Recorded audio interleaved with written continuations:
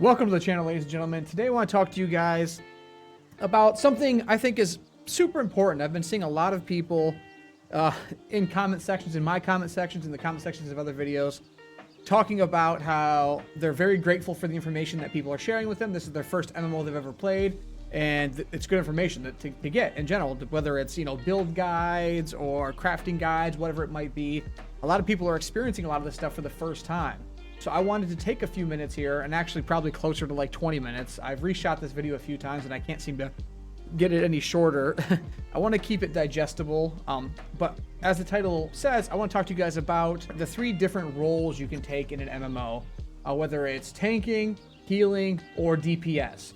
I want to break it down into 3 sections, so I'm going to talk about each of the 3 classes, just to give you some basic information of what they are, responsibilities that you have as a player, and just to kind of give you some beginning knowledge so that you can feel and seem useful. I have my buddy here, DPS, today, who's going to help me to give you guys a couple of descriptive things so I can show you a couple of visuals based on what I'm telling you. I'm going to be playing the part of a tank as well as the part of a healer in this video, and he'll be playing the DPS for me and also showing you a couple of key things to keep in mind. So without further ado, we're going to jump right in. We're going to start with the tank. So tanks are kind of as they sound. They're designed to be the big, beefy players in an MMO in general. You have what's called the Trinity system, and that's represented again by either tank, healer, or DPS. The tank class being kind of the frontline fighter. Their job is to be the frontline combatant who will absorb as much damage as possible to allow their teammates to do whatever they need to do. So as a tank, you're going to focus on a couple of specific things.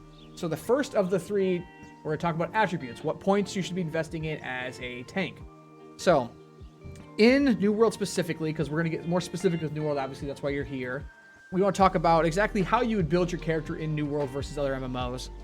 In general, in MMOs, it's the more HP, the more damage mitigation, so the more damage you can block or resist, the better you can go. In New World, it's slightly different because aggro is super difficult to hold in New World compared to other MMOs. For example, Final Fantasy XIV, you basically just hit a button, turns on your aggro, and you basically keep aggro unless you're just really bad at the game. New World is quite different. There's the damage meters are pretty aggressive. So the first part, again, being focused on attributes, I wanted to explain to you guys that it's important to have a healthy balance of strength and constitution. So in New World, you have 5 different attributes: strength, dexterity, intelligence, focus, and constitution. Your strength-based weapons are going to give you the ability to generate what's called threat. So in order to keep the enemy's focus on you, you have to generate as much threat as possible. Whoever has the most threat generated will be the focus of the ads. So they're going to go, look, that guy's dangerous. We need to take him out first. It's kind of the idea that you generate that threat, and it makes the enemies want to. Once you learn a boss a little bit better, you'll understand certain attacks are more devastating than others. Some will need to be blocked. Some of them you can tank, because if your stamina bar, as it says, drops all the way down to 0, you're almost in a state of fatigue, and you need to wait for that bar to regenerate before you can use more stamina. Whereas if you have some stamina and you stop blocking, it'll regenerate immediately. So you have to kind of block, unblock, block, unblock, and kind of do this in between attack waves and things like that. There are certain bosses in this game that are called tank busters that will absolutely demolish your defenses and your health too. So you need to be able to figure out that healthy balance and have a good, reliable healer to back you up, because they should also know what attacks you're going to be taking, you need to take, and what attacks that you should be blocking. So they should be ready to help you out with those special attacks. And that's part of the reason why I wanted to make this video. I wanted to make it all in one instead of having like a tank guide, healer guide, DPS guide, because then it kind of cuts out the other people. Let's say you're playing a DPS player. You have no responsibility to watch the tank guide or the healer guide. But in reality, in an MMO, it's super duper important for you to understand exactly what your relation to your allies is, what they should be doing while you're doing your things. It's good to know. It's really good information. That's why I wanted to make this video. Again, I'm trying to keep it about 20 minutes. The next couple will actually break down pretty easy. And then the third part I want to talk to you about, so I talked to you about your attributes, how you should lay those out as a tank, weapon mastery, what specific weapons are going to be most efficient for you. And then the last thing is a little more in-depth thing. So there's something called gems in this. So if you've ever played Diablo or other games like that, there's socketed weapons where you can put a gem in to use them. As a tank, it's a must-have taunting gem. So the Carnelian, again, you saw those abilities that says taunt gem compatible. As long as you have a taunt gem equipped into that weapon, you will generate additional threat.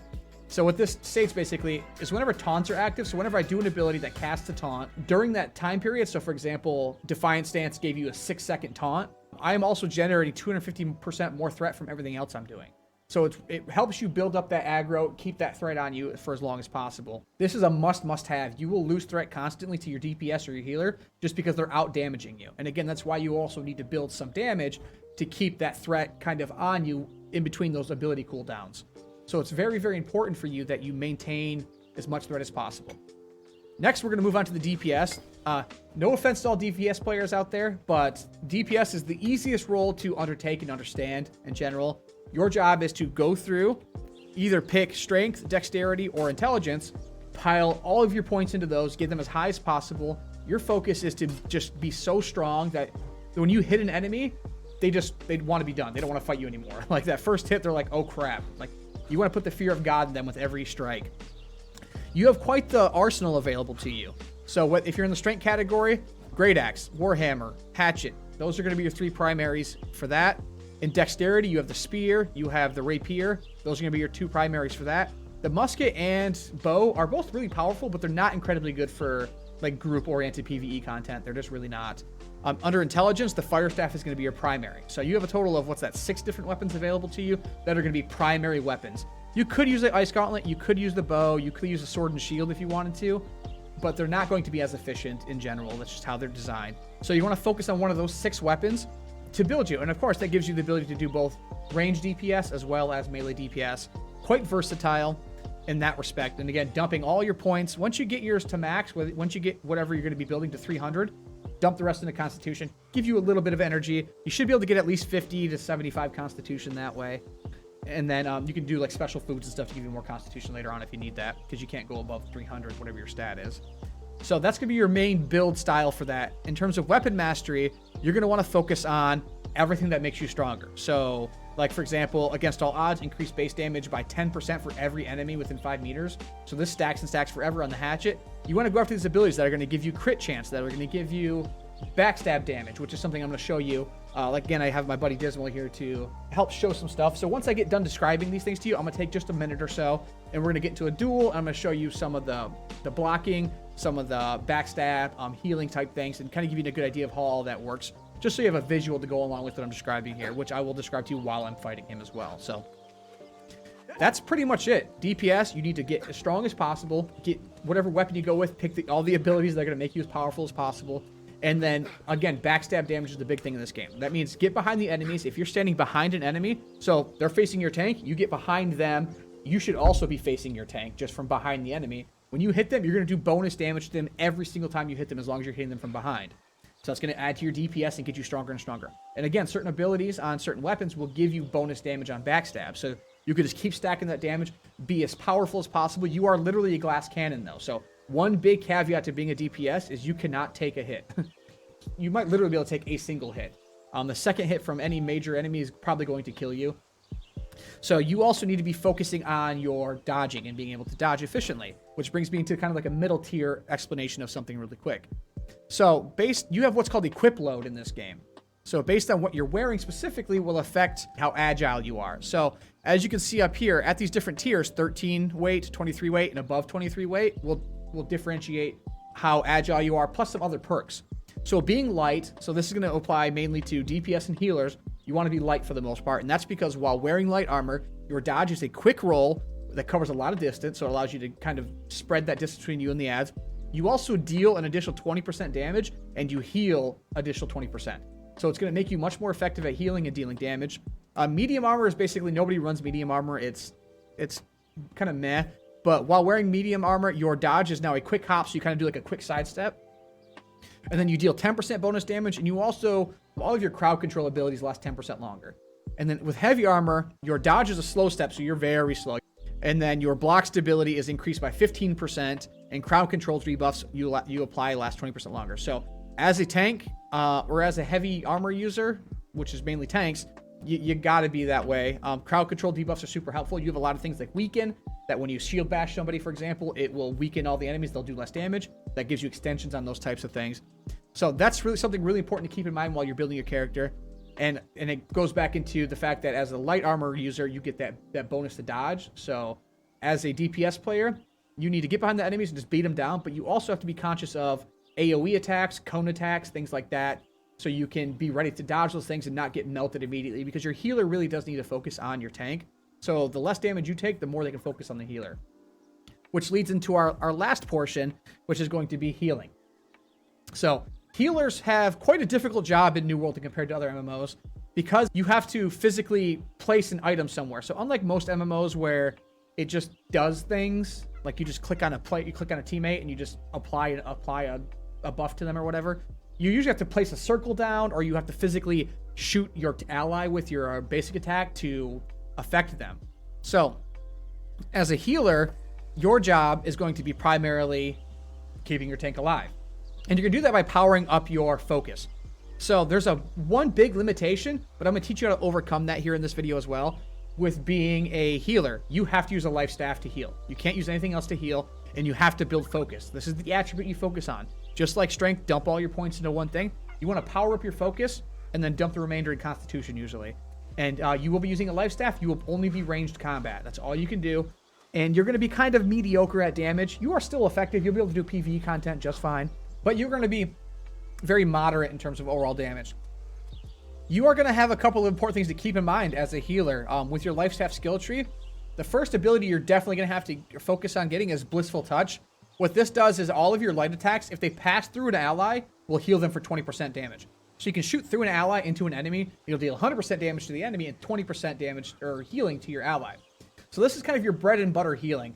You want to primarily focus on, while you're in serious boss fights, standing behind your tank at a distance, of course, because you do want to be taking hits from the enemy, and shooting your attacks through your ally into the enemy. So you're dealing a little bit of damage, but you're also healing, keeping your tank healed up as much as possible. Again, this can be your bread and butter healing. It's going to be your consistent, low amounts of health they'll be giving, but it's consistent. It's bang, bang, bang, bang. You're just throwing health at them constantly. Beyond that, you're going to have a series of abilities. Some of them are like AoE. So, for example, Sacred Ground is something you'll place on the ground, whereas Divine Embrace will actually go directly on a party member and give them a boost of healing. But you're going to focus on healing your tank, staying behind them at a distance. You want to keep those attacks going through your tank and hitting enemies. And then in terms of healing your DPS, stuff like that, you can definitely still heal them.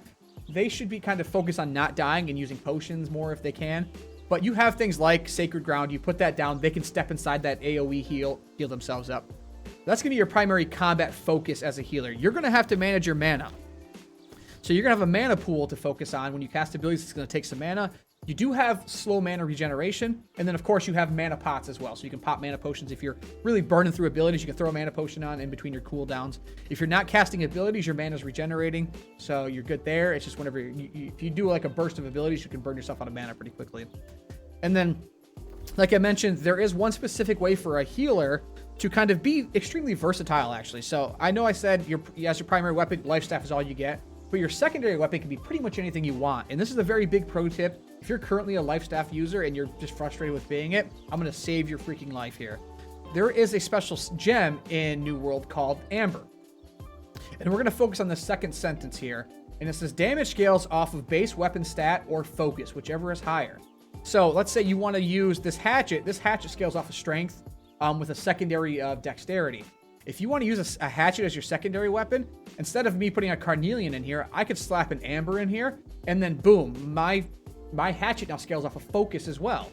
So it will not be as effective as somebody who scales off of strength. So even though you have 300 focus and you're getting 300 focus worth of damage increase on your hatchet, it still won't be as good as someone that has 300 strength.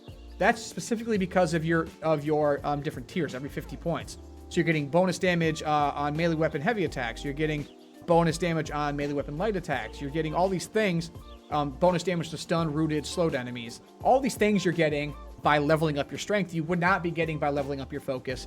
But still, you're going to be relative. You might be 20% or 25% or maybe even 30% weaker than your DPS using the same weapon. But guess what? You're a full-time healer that's also dealing 70-75% of the damage of your DPS. So it allows you to be very versatile, and you can slap that into anything. What's going to be most commonly used for healers is going to be either the Fire Staff or the Ice Gauntlet, because it allows you to still stay at a range, cast abilities, be useful. Ice Gauntlet's definitely the most popular because there's a lot of debuffs as well as like crowd control you can use. So it allows you to be kind of a support / healer type of thing. But you can use basically any rage weapon you want. Again, primary, fire staff, ice gauntlet, but you can play around. In your solo PvE content, you can run a life staff warhammer if you want, and slap a amber inside your warhammer, and then be super buff with your warhammer still. So that part's really up to you, and that's kind of the general idea how to run a healer class. You want to focus heavily on healing your tank. And again, something really important to keep in mind is you don't need to just be healing 24/7 outside of major boss encounters. Like when you're doing regular, just clearing mobs as you run through a dungeon or whatever, you can switch out, throw some ice gauntlet stuff out, switch back, drop a circle to heal, switch to your fire staff, do some fight, whatever you want to do there. But when you're in the boss fights, you need to be keeping your tank alive, dumping everything you have on your tank. Because there are certain bosses that are tank busters that will absolutely destroy your tank, and they need your help. Their potions cooldowns are way too long. So keep that in mind as a healer. Keep your team alive. Focus on healing when you're in boss fights. Be a little more loose when you're not worried about your teammates dying all that much. And then the last part of the video, like I mentioned, is I would like to get Dismal in here. I'll show you the stamina, how the stamina drops off. I will show you a couple life staff abilities, things like that, and kind of give you just a good idea of what's going on there. So let's go ahead and jump right into that. All right, guys, so this portion I'm going to show you guys is going to focus on the stamina damage. So taking stamina damage, reducing your stamina. When your stamina is broken, when you reach 0 stamina and you lose it all, you're going to see my bar hit 0, and then it's going to take a moment to regenerate. While it's regenerating, I cannot block, I cannot dodge, I can't do anything. I'm basically just taking hits. 32, 13, 14, stamina's broken. I can't block, I can't dodge, I can't do anything. I just have to take those hits until that few seconds passes and I regain that stamina. Maintaining your stamina, making sure you have enough juice. Always have a little bit of stamina by either not blocking or by just being able to block, unblock, block, unblock. If you stop blocking, let's say you're at 30 stamina. If you stop blocking, you will immediately start regenerating stamina, allowing you to take a couple more hits. So you can kind of block, unblock, block, unblock, things like that, allowing you to regenerate stamina, which I'll show you here again too. So Dismal's going to hit me here a couple times, and then you'll see my stamina starts regenerating almost immediately.